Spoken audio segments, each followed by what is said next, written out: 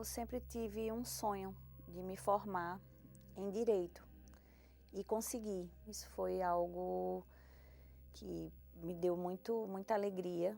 Porém, a minha vida sentimental era algo que não era resolvida. Eu, aos 16 anos, comecei um relacionamento, com 17 anos engravidei. E após isso, depois de um tempo, eu ainda tive também um relacionamento que eu achei que iria dar certo, que eu apostei as minhas fichas, mas também muitas brigas, muitas confusões e não deu certo. Depois disso, eu fiquei muito frustrada com tudo, porque minha vida não dava certo e eu fui desenvolvendo um quadro depressivo. E chegou um momento na minha vida que eu quis tirar a minha vida. Assim, eu tive um desejo muito grande de morrer. E naquele sofrimento que eu me encontrava, aí eu conversei com uma amiga que frequentava a Igreja Universal. E aí ela me fez um convite. Eu, um pouco a contragosto, tinha um preconceito, mas mesmo assim eu recebi, eu aceitei o convite. E quando eu cheguei em casa, eu me recostei assim na minha cama, e há 3 noites que eu não dormia, fumando sem parar. Eu lembro que eu fechei assim os meus olhos, e quando eu abri o meu olho, que eu procurei o meu telefone, que eu olhei, era 7 da manhã do outro dia. E ali eu já levantei diferente.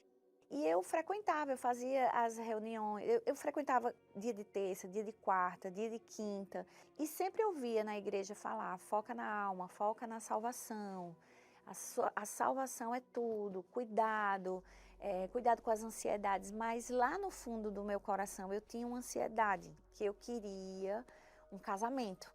E após um ano, eu conheci o Rodolfo, que era de uma outra denominação, e eu me apaixonei, porque o Rodolfo, para mim, ali, ele era tudo o que eu queria. Ele já era formado, era médico, e ao mesmo tempo conhecia a palavra, era um filho de pastor que foi criado na igreja. E a gente começou a namorar, né? A gente começou a namorar, depois eu pedi ela em casamento, a gente foi até repentino assim, com 6 meses eu noivei com ela. E estava indo muito bem, obrigado, mas assim, eu não tinha um encontro com Deus. Eu via nele alguns sinais de que ele era diferente de mim. Em quê? No caráter. Ela, às vezes, me fala, amor, você está falando palavrão e tal, isso é... Eu falei, não, foi porque eu fiquei com raiva, né? E assim, continuava com algumas amizades, e antes do casamento, um mês antes, acabou que eu me envolvi com uma pessoa do trabalho, e eu não conseguia ir para o hospital, porque eu ficava na dúvida se era para eu casar, se não era, se era para eu terminar, e estava muito em cima do casamento. Você não fazia ideia de que ele estava te traindo? Não, de jeito nenhum. Não passava nem no meu último pensamento que era isso. E eu lembro que eu lutava com o próprio Deus, assim, porque eu falava, meu Deus, ele vai mudar, ele vai ter uma transformação, eu não posso terminar, eu vou dar continuidade a esse relacionamento, eu quero esse casamento. E aí foi bem na época da Fogueira Santa, foi em dezembro. E aí eu disse, eu vou subir no altar e vou fazer o meu sacrifício e Deus vai transformar ele, Deus vai mudar ele. E aí eu fiz a oração contrária, né? Ao invés de eu dizer, meu Deus, tá aqui o meu sacrifício, seja feita a tua vontade, não. Eu fiz aqui, meu Deus, tá aqui meu sacrifício, que seja feita a minha vontade, que é de casar com ele. E a gente casou, foi uma festa linda, o nosso casamento. Então, assim, o melhor vestido de noiva, o que tava na última moda, tudo que você pensar, assim, de um casamento luxuoso, a gente teve. E eu me recordo que eu sempre aprendi nas palestras a priorizar o altar, né? Mas eu fiquei pensando, eu disse, se eu vier casar aqui no altar, não vai ficar... O casamento não vai ter tanto glamour. E o que eu percebo é que eu esqueci do principal, que era a bênção de Deus no altar. Eu me preocupei com a estética, eu me preocupei com o status, eu me preocupei com o glamour. A festa podia estar bonita, mas o olhar do seu marido estava meio estranho aí, né?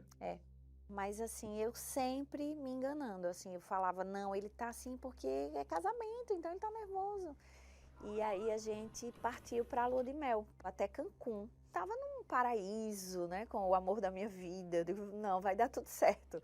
E aí eu sento na mesa para jantar com ele, ele olhou para mim e fez assim, ó, Sâmia, a verdade é que eu não tô bem, eu não deveria ter casado com você e eu quero o divórcio. Na lua de mel.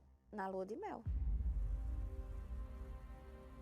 Tá de brincadeira, né? Sério isso, assim, eu fiquei sem reação. Aí ele falou, Então, assim, foi horrível esse momento que eu tive lá na lua de mel com ele, que eu me sentia muito só. Eu lembro que eu ia para os passeios e voltava chorando. Ela se arrumava muito, assim, para me chamar a atenção. Eu comecei não, já todo dia eu bebia lá, então bebia.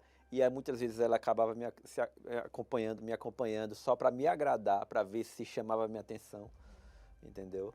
E só que na minha cabeça só repudiava mais. Se eu ver aí as fotos que eu tenho só na lua de mel, né? Sobrou aí, ó, o golfinho pra me beijar, né?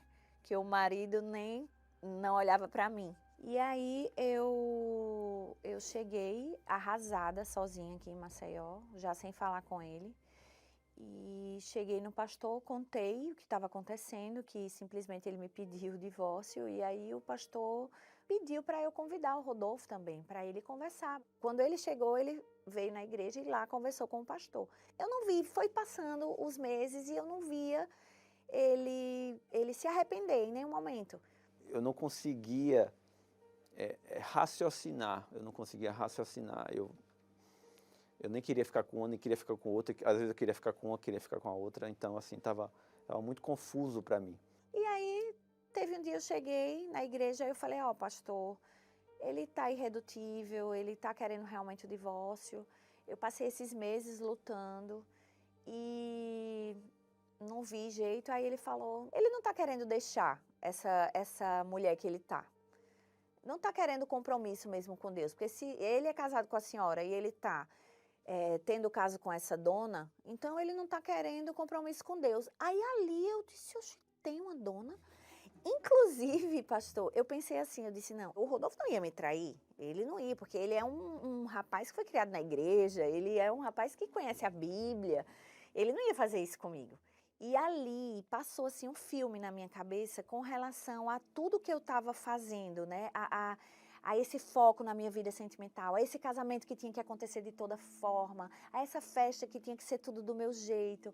Ali eu reconheci que eu não estava fazendo a vontade de Deus quando eu insisti em tudo isso. E eu me lembro que ali eu me derramei para Deus. Eu falei assim, meu Deus, eu não posso te perder. Então, quando foi o próximo sacrifício, né, no outro sacrifício, eu coloquei e disse, meu Deus, minha vida está aqui em tuas mãos, seja feita a tua vontade. E ali, quando eu estava me humilhando ali para Deus, então veio uma certeza do amor de Deus por mim.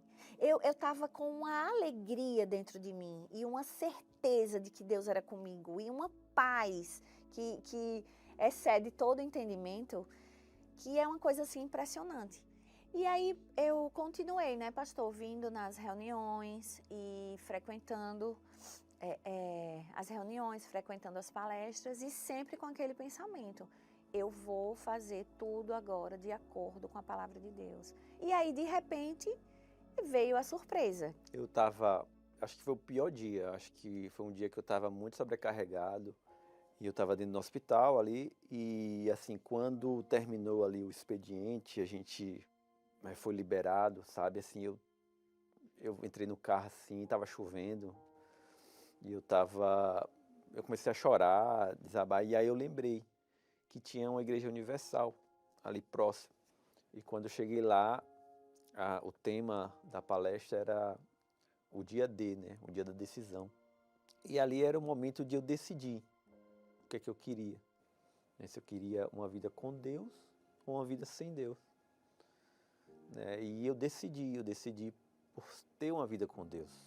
Eu me entreguei ali, sabe, me humilhei, eu mostrei a Deus que apesar de ser alguma coisa aqui nesse mundo, mas eu era um lixo, né? O que eu tinha feito não tinha perdão, e que se Ele tivesse misericórdia de mim, que Ele trouxesse minha esposa de volta.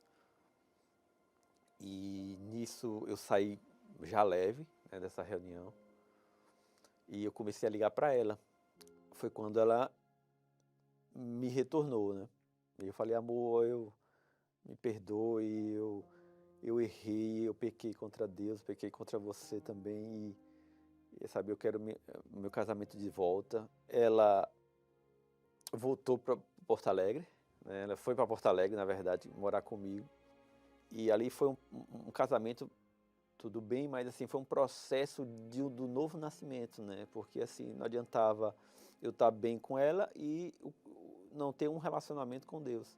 E eu comecei a frequentar, né, a Igreja Universal, fui entendendo e comecei a perceber a forma como é pregado o reino de Deus, né? Como é que é pregado o mundo espiritual. Então a gente não tem essa visão lá fora, a gente não entende que existe uma libertação, uma necessidade de libertação, uma necessidade de novo nascimento e o batismo com o Espírito Santo. Eu não sabia disso, assim, eu achei que eu era batizado com o Espírito Santo. Eu tinha que me contrariar, né? Eu tinha que realmente reconhecer que eu era um religioso. Então, assim, foi um ano eu indo lá para frente. Quando o pastor chamava, eu ia. E até ficava até com vergonha, porque toda vez eu ia. Eu sempre ia na sexta-feira.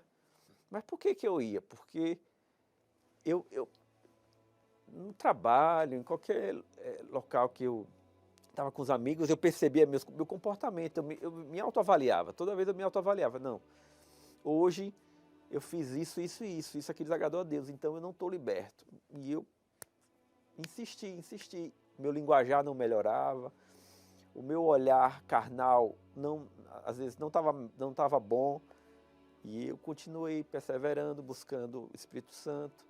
Foi algo que eu orei assim incessantemente, busquei, meu Deus, se o teu Espírito ele não descer agora, eu vou errar novamente, né? Eu vou te decepcionar. Então eu não estou pedindo riquezas, eu não estou pedindo carro, não, eu estou pedindo o teu Espírito, porque se eu voltar da mesma forma que eu estou aqui, não adianta, nada vai adiantar. Então Deus veio ali sobre mim, quando foi uma reunião do Bispo Adilson, e naquele dia, sabe, Deus veio e confirmou isso, confirmou que Ele era comigo, que Ele estava cuidando de mim, e que tudo isso foi para o meu bem, né, que eu precisava passar para entender a real vontade dele na minha vida, né? E aí, a partir daí, sim, aí nós começamos um casamento feliz, abençoado. Aí a gente realmente, ali se tornou realmente um só. Aí começamos a frequentar as palestras e começamos a colocar em prática, né? Depois nós viemos, né, até o altar da igreja, trouxemos nossas alianças, só estava eu, o pastor e ele. E não tinha flores, não tinha ostentação, não tinha vestidos e vaidades e glamour, mas tinha o principal, tinha o Espírito Santo, né, o altar de Deus, que isso realmente é o que faz toda a diferença. E depois disso, nossa família está aí, né? O resultado da obediência a Deus, né? Uma família maravilhosa. A gente segue muito o que o Bispo Macedo fala, né? Como a haste da cruz, né? O relacionamento com Deus, né, vem primeiro, e a haste horizontal é o relacionamento marido e mulher. E graças a Deus, Deus restaurou a minha vida. Peço até desculpa novamente, perdão por tanta loucura, mas eu sou mais que feliz por estar ao seu lado.